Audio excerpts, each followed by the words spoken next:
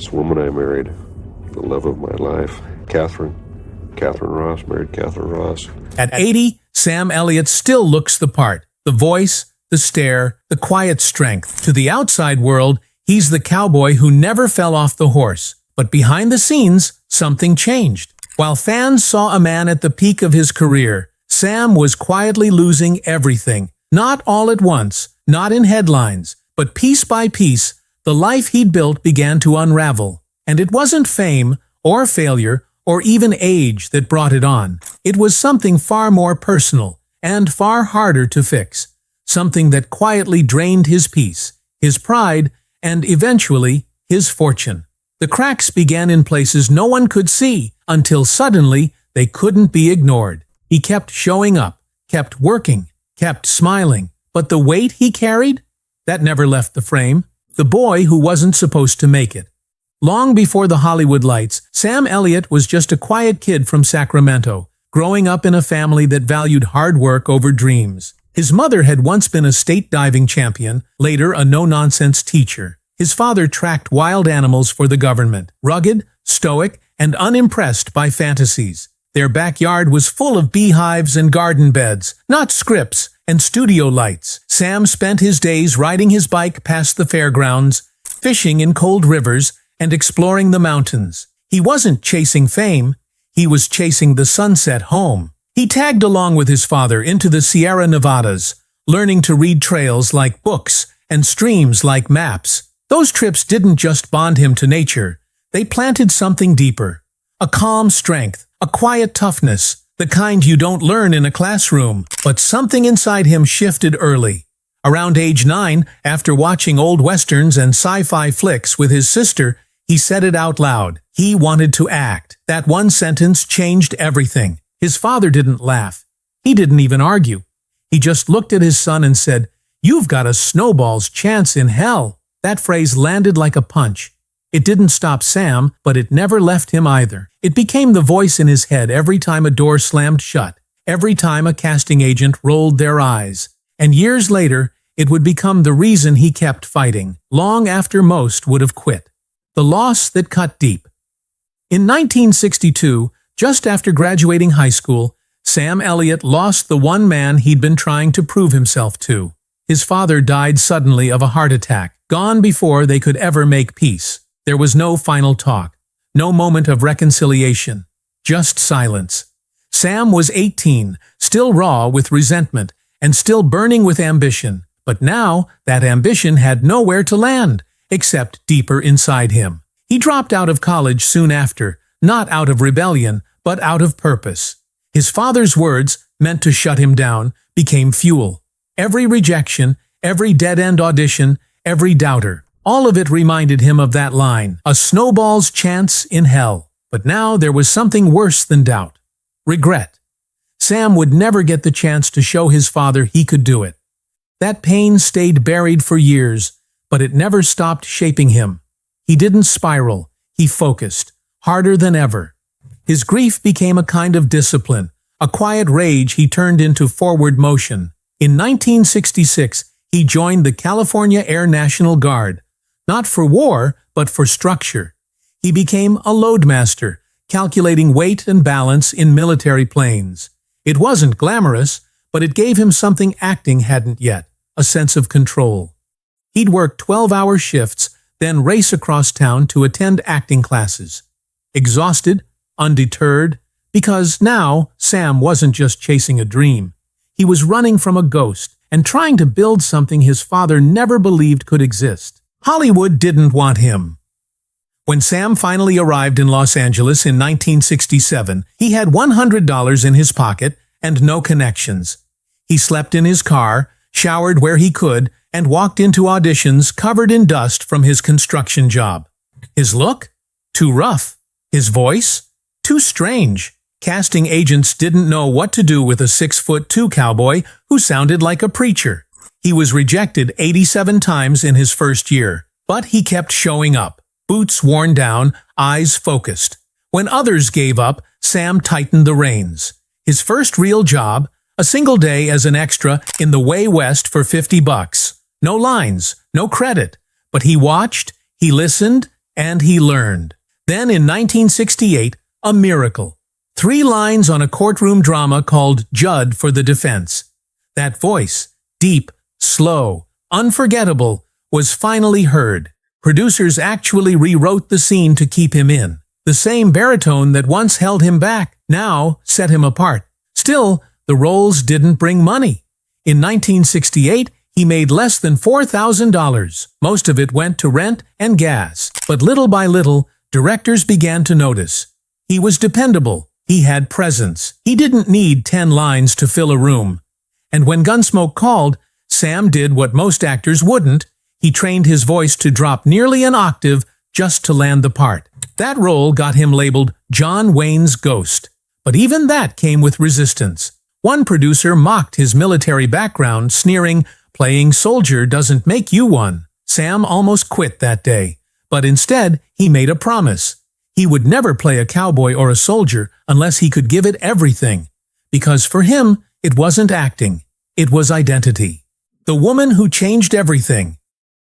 They shared a movie once, but never met. Back in 1969, Sam Elliott played a nameless card player in the opening scene of Butch Cassidy and the Sundance Kid. Catherine Ross had one of the lead roles. Same film, same set, but no introduction. Sam admired her from afar. That was all. Nearly a decade later, fate brought her back. In 1978, they were cast together in The Legacy, a supernatural thriller shot in London. This time, the spark wasn't missed. On screen, they played romantic leads. Off-screen, it turned real. Ross was still married. Sam was single, but the chemistry was undeniable. He later joked that during Butch Cassidy, he was just a shadow on the wall, while she chased the cinematographer. But now, the timing was different, and so were they.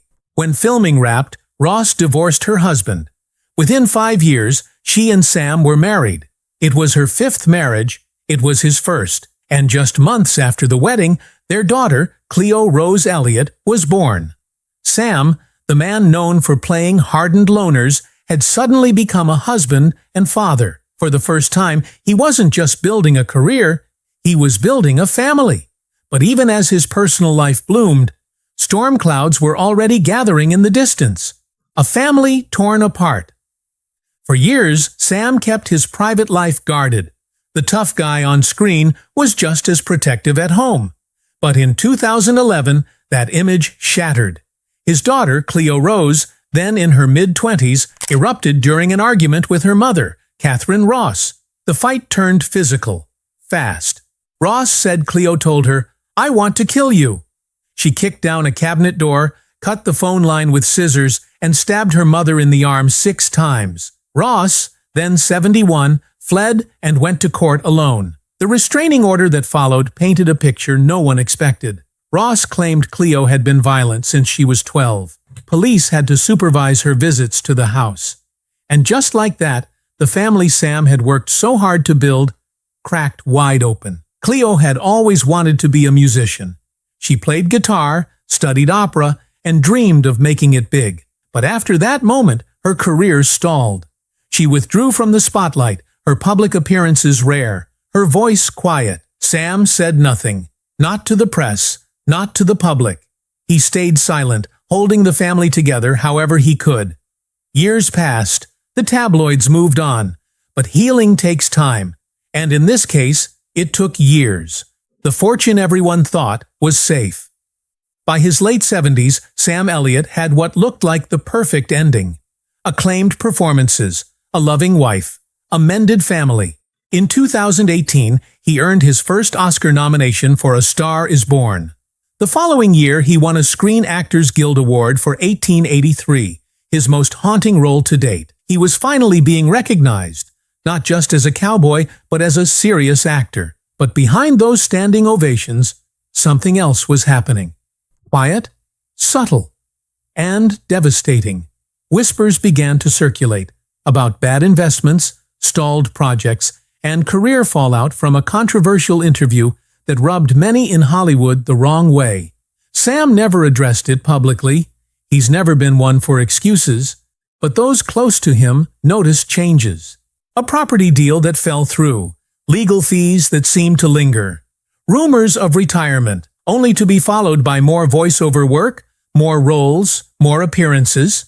Not out of passion, some suspected, but out of necessity. There was no bankruptcy, no scandal, just a slow, invisible unraveling. One that left Sam working harder than ever, long after most stars his age had stepped back. He was still that dependable cowboy, but now his schedule felt more like survival than choice. The kind of grind you take on when you're quietly patching holes no one else can see. And those around him began to ask, was this about legacy, or was he quietly trying to recover from something he'd never admit? The cowboy who wouldn't quit. Even as the weight of it all bore down, family scars, quiet financial strain, a body growing older, Sam Elliott never stopped working. At 77, he took on one of the heaviest roles of his life in 1883. As Shea Brennan, a grieving man guiding settlers across the American frontier, Sam delivered a performance full of pain, weariness, and soul. In the opening scene, his character cremates his wife and daughter, then considers ending it all. It was haunting and heartbreakingly real. Critics called it a masterclass. Viewers couldn't look away, and when Sam stood on stage in 2023 holding a Screen Actors Guild Award, he didn't gloat. He just looked out at the crowd and quietly said it was the most meaningful moment of his career. That humility, that strength, that's always been Sam. Even in 2025, at 80 years old, he's not backing down. He's starring in Landman, another Taylor Sheridan series, alongside Billy Bob Thornton. Rumors swirl he might even return to Roadhouse in Amazon's upcoming reboot. He's still voicing commercials, still narrating, still acting. Some say he doesn't need to. Others say he can't afford not to. But Sam never explains his reasons, because for him, showing up is the job. Enduring is the job. And even when everything around him seems uncertain, he stays steady. The world changes. The roles shift. But Sam Elliott remains the same man behind the eyes. Unbreakable, but not untouched. What it really cost him. In interviews, Sam Elliott has always chosen his words carefully. He doesn't chase attention. He doesn't explain himself.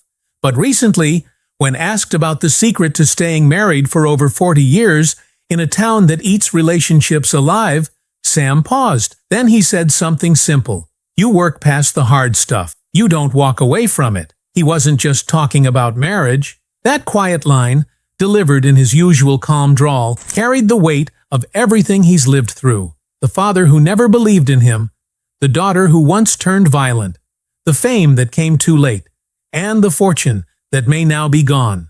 He never blamed anyone. He never played the victim.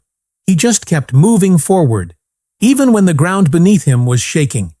Because for Sam Elliott, being a man has never meant being loud. It's meant enduring what others can't see, holding it together when no one knows you're falling apart. And even now, at 80, with a lifetime of stories written in scars, he's still riding forward. Sam Elliott may never tell the full story, but the way he's lived says more than words ever could. Do you think Hollywood ever truly gave him what he deserved? Or did it take more than it gave? Let us know in the comments, and don't forget to subscribe for more real stories behind the legends.